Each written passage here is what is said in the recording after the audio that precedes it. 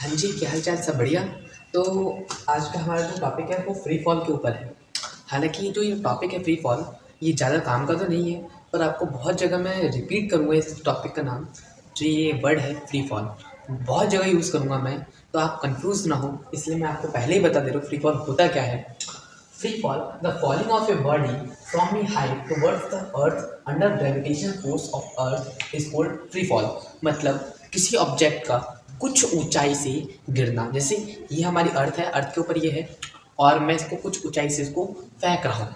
कहाँ पर फेंक रहा हूँ? टुवर्ड्स द अर्थ, अर्थ की तरफ फेंक रहा हूँ। किसके अंडर? ग्रेविटेशन फोर्स ऑफ अर्थ। क्योंकि अगर मैं अर्थ की तरफ फेंक रहा हूँ तो अर्थ पे अर्थ क्या लगाएगी? ग्रेविटेशन फोर्स ऑफ अर्थ। उस ऑब्जेक्ट पे कौन सा फोर्स लगेगा? अर्थ का फोर्स लगेगा, जो कि मैंने बताया था कि अर्थ की तरफ अगर अर्थ क्या करती है, जो कुछ ऑब्जेक्ट को अपनी तरफ खींचती है, जिसे हम बोलते हैं ग्रेविटेशन फोर्स ऑफ अर्थ। तो बात यही है, the falling of a body from A height, किसी ऑब्जेक्ट का कुछ हाइट से फेंकना टुवर्ड्स द अर्थ, अर्थ की तरफ, under gravitation force of earth, gravitation force of अर्थ के अंडर। ठीक है, इसे हम फ्री फॉल कहते हैं। बात समझ आई क्या? बात समझ आई। आप चलते हैं अपने नेक्स्ट टॉपिक पे।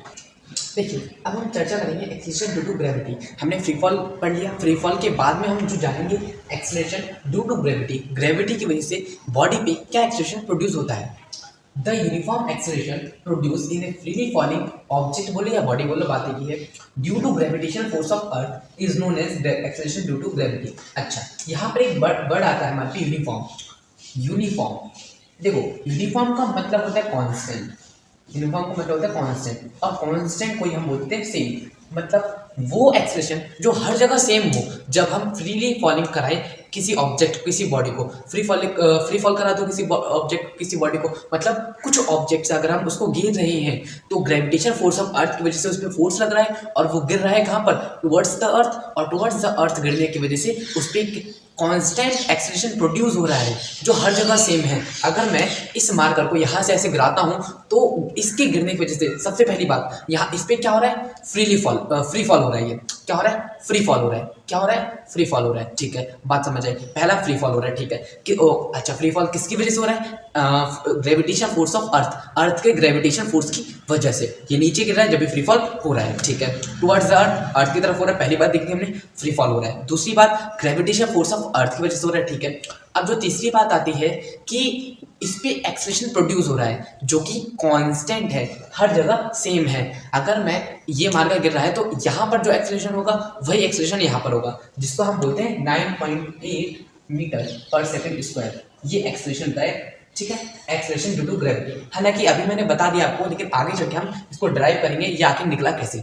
ठीक है, बात इतनी समझ आती है। तो the uniform acceleration produce in a freely falling object या body due to gravitation force of earth, gravitation force of earth की वजह से जो एक्सेलरेशन फॉर्म होता है यूनिफॉर्म किसी फ्रीली फॉलिंग ऑब्जेक्ट में, बॉडी में, उसे हम बोलते हैं एक्सेलरेशन ड्यू टू ग्रेविटी। बात समझ आई थी?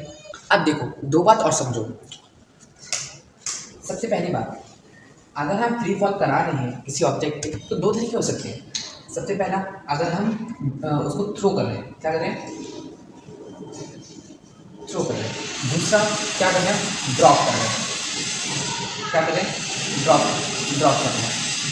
ठीक है, ड्रॉप मतलब छोड़ना जब भी नीचे आ रहा है, और थ्रो मतलब ऊपर फेंक रहे हैं तो जब भी नीचे आ रहा है। तो दो कंडीशन हो सकती है, एक थ्रो करना ऊपर और एक ड्रॉप करना ऊपर से। तो इनके बीच में जो अंतर रहता है वो क्या रहता है, वो समझ लो। ड्रॉप में जो होता है ये पॉजिटिव एक्सीलरेशन होता है। क्या होता है? पॉजिटिव एक्सीलरेशन होता है ड्यू टू ग्रेविटी।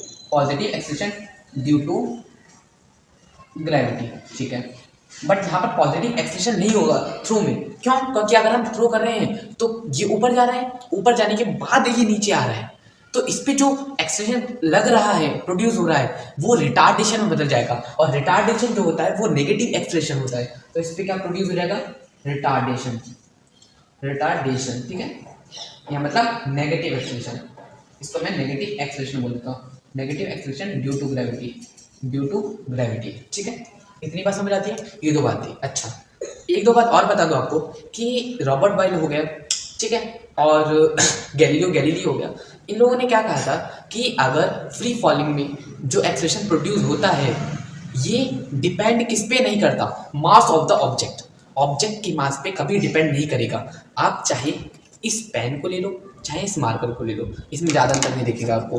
इन दोनों में देखो, ये है एक डस्टर और एक ये है पेन हमारे पे, इन दोनों के मास में अंतर है। अगर मैं इनको नीचे गिराऊंगा तो इनके मास पे डिपेंड नहीं करेगा, इन दोनों में भी एक्सेलरेशन सेम होगा। तो एक्सेलरेशन ड्यू टू ग्रेविटी कभी भी डिपेंड नहीं करेगा मास ऑफ द ऑब्जेक्ट। इतनी बात समझ आई? ठीक है।